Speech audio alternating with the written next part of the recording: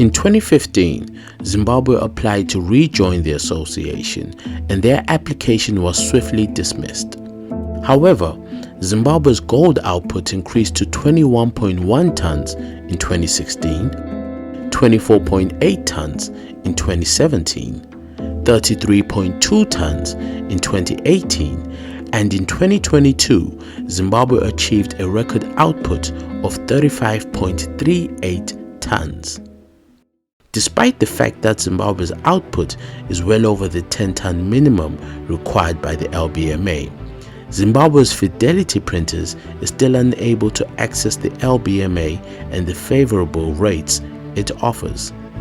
One has to assume that the sanctions imposed on Zimbabwe have a hand to play. If Zimbabwe had been readmitted to the LBMA back in 2015, we wouldn't be having this conversation today in 2023. It's a well-known fact that Zimbabwe's official currency, the Zimbabwean dollar, is not an internationally recognized currency.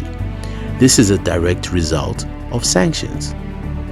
Zimbabwe's balance of payments position has deteriorated significantly since the imposition of the sanctions, and it's estimated that Zimbabwe has lost well over $42 billion to date. That's quite significant. In an effort to stabilize the economy, the government introduced a multi-currency system, and majority of Zimbabweans adopted the US dollar as their preferred currency of payment. This in turn created a huge demand for foreign currency, particularly US dollars. Therefore, it became imperative for Zimbabweans to extract the gold resources of the country and sell them to various willing markets as a means to generate much needed foreign currency. Now, this is where it gets tricky. Looking from the outside in, you might ask yourself, why is there such an urgency for Zimbabweans to get their hands on foreign currency, particularly US dollars? Well, the answer is quite simple. Zimbabweans do not have access to a stable local currency. The Zimbabwean dollar, also known as the bond, trades against the US dollar in a very volatile parallel market where rates of exchange fluctuate frequently.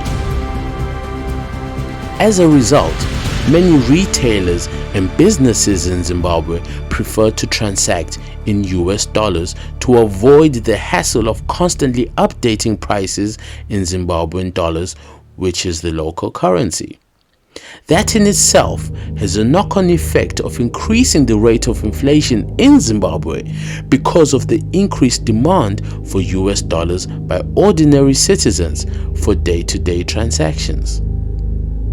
At one point in 2022, Zimbabwe had inflation rates of 285% on consumer goods. You can only imagine how difficult that must have been for ordinary Zimbabweans who have very little access to foreign currency.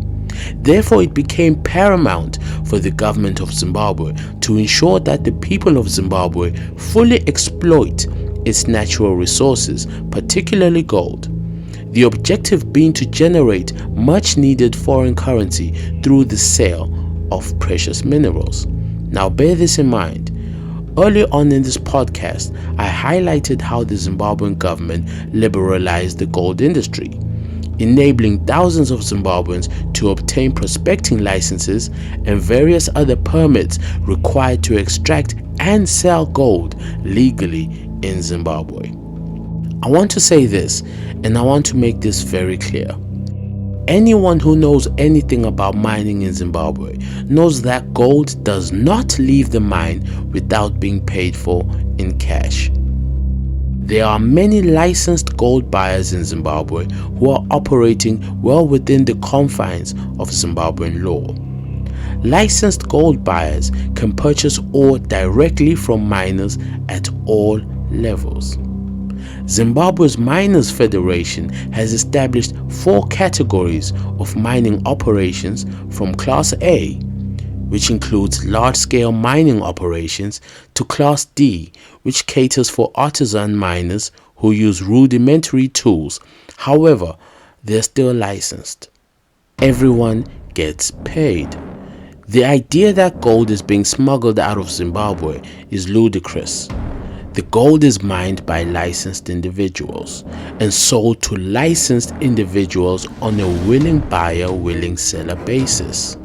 The proceeds trickle down the economy, creating employment and ultimately increase the supply of much needed foreign currency in Zimbabwe. As a result, inflation in Zimbabwe has been reduced to 87.6% in March 2023, and the downward trend is set to continue. Let's underline that. The Gold Mafia documentary implies that gold is being conveyed illicitly out of Zimbabwe, and that is simply not accurate. A large majority of Zimbabwe's gold exports are above board to the satisfaction of Zimbabwean law. Undeniably, there are indeed rogue elements which seek to manipulate the system. However, it would be unfair to tarnish the entire Zimbabwean gold industry as a mafia.